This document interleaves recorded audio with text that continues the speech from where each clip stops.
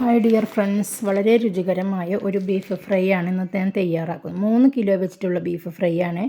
ഗൾഫിലേക്കൊക്കെ കൊടുത്തയച്ചാലും എത്ര ദിവസം വേണമെങ്കിലും കേടുകൂടാതെ ഇരിക്കുന്ന ഒരു ബീഫ് ഫ്രൈ ആണ്. നിങ്ങളിതൊന്ന് തയ്യാറാക്കി നോക്കൂ കേട്ടോ. അതിനായിട്ടാണ് ഞാനിവിടെ ഒരു കുക്കർ വെച്ച് കൊടുത്തിരിക്കുന്നത്. ഈ കുക്കർ 5 കിലോൻ്റെ ഒരു കുക്കറാണ്. അപ്പം ഞാനിവിടെ എടുത്തിരിക്കുന്നത് ഒരു 3 കിലോ ബീഫാണ്.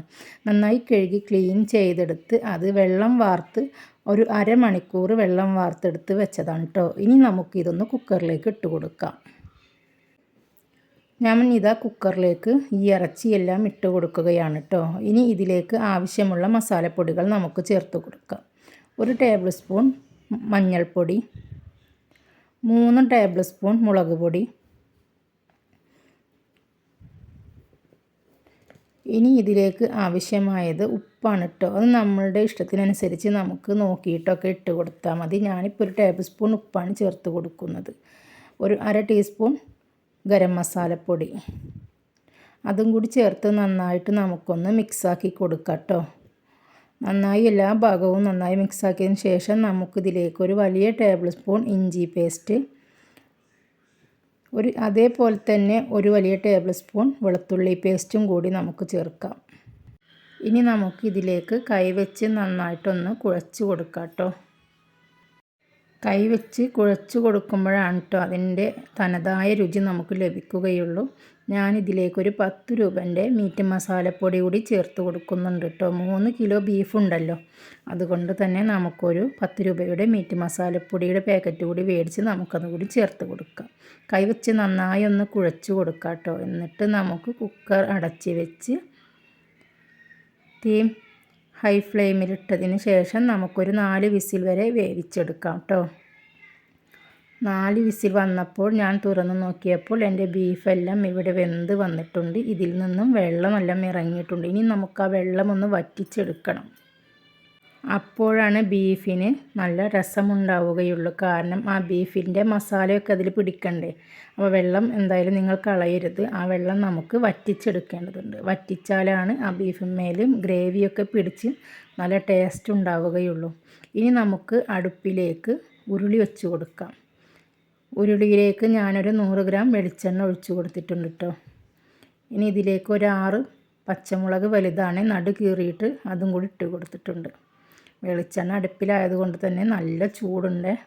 ചൂടായപ്പോൾ പെട്ടെന്ന് തന്നെ നമ്മുടെ മുളകെല്ലാം മൊരിഞ്ഞ് കിട്ടിയിട്ടുണ്ട്. ഇതിലേക്ക് ഞാനൊരു തുടം വേപ്പില കൂടി ഇട്ട് കൊടുത്തിട്ടുണ്ട് കേട്ടോ. നന്നായിട്ടൊന്ന് ഇളക്കി കൊടുക്കാം നമുക്ക്. നമ്മുടെ ബീഫ് നമുക്കിതിലേക്ക് ചെരിഞ്ഞ് കൊടുക്കാം കേട്ടോ. കണ്ടോ, വേപ്പിലയും മുളകൊക്കെ നന്നായി മൊരിഞ്ഞ് വന്നിട്ടുണ്ട്. അത്രക്ക് ചൂടാണ് അടുപ്പിന്, അതുകൊണ്ട് തന്നെ പെട്ടെന്ന് ആവട്ടോ നമ്മുടെ ഈ ബീഫ്. കണ്ട, ഒരു ചട്ടക എടുത്തിട്ട്, ഞാൻ ചെറിയ ചട്ടകമാണ് പക്ഷേ പറ്റണില്ല, അപ്പം ഞാൻ ചട്ടക ഇടക്ക് മാറ്റി കൊടുക്കുന്നുണ്ട്. നന്നായി ഇളക്കി യോജിപ്പിക്കും. പിന്നെ നമുക്കിതിലേക്ക് വേണ്ടത് 1 ടേബിൾ സ്പൂൺ കുരുമുളക് പൊടിയാണ് കേട്ടോ. ആ കുരുമുളക് പൊടി ഇതിൻ്റെ മീതേക്ക് നന്നായിട്ടൊന്ന് വിതറിയിട്ട് വീണ്ടും നമുക്കൊന്ന് ഇളക്കി യോജിപ്പിക്കുക. കണ്ടോ, ഞാൻ ചട്ടകം മാറ്റിയിട്ടുണ്ട്. ചട്ടകത്തിന് നല്ല ലേശം പെയിൻ്റൊക്കെ ഉണ്ട്, കുറച്ച് പഴയതാണ്. അപ്പോൾ ഇത് നന്നായിട്ടൊന്ന് ഇളക്കി എല്ലാ ഭാഗത്തുനിന്നും ഇങ്ങനെ വരണ്ടെടുക്കണം. ഉരുളിൻ്റെ അടിയിലൊന്നും പിടിക്കാതെ നന്നായി ഇളക്കി ഒരു 10 മിനിറ്റ് ആവും ഒന്ന് ഇതുപോലെ ഒന്ന് ആയി കിട്ടാൻ.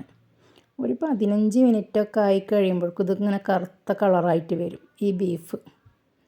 ഇങ്ങനെ കറുത്ത കളറായി വന്നാൽ നമുക്ക് നമ്മുടെ ഈ ബീഫ് അങ്ങോട്ട് ഇറക്കി വെക്കാം കേട്ടോ.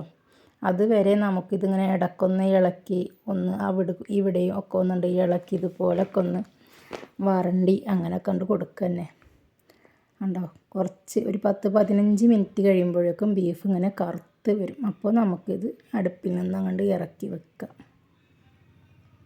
എന്നിട്ട് ചൂടാറിയതിന് ശേഷം ഒരു വാഴയില പൊട്ടിച്ചുകൊടുന്ന് അതൊന്ന് വാട്ടിയെടുത്തിട്ട് ഇതുപോലെ വാഴയിലേക്ക് ഇട്ടിട്ടൊന്ന് നമുക്ക് പൊതിഞ്ഞെടുക്കുക. ഇതിൻ്റെ ഹസ്ബൻഡാണ് കേട്ടോ പൊതിഞ്ഞെടുക്കുന്നത്. എൻ്റെ മരുമകൻ ഇന്ന് ഗൾഫിൽ പോവാണ്. അവന് കൊണ്ടുപോകാൻ വേണ്ടിയിട്ടാണ് ഞങ്ങൾ ഈ ബീഫ് ഫ്രൈ തയ്യാറാക്കിയത്. വളരെ രുചികരമായ ഒരു ബീഫ് ഫ്രൈ ആണിത് കേട്ടോ.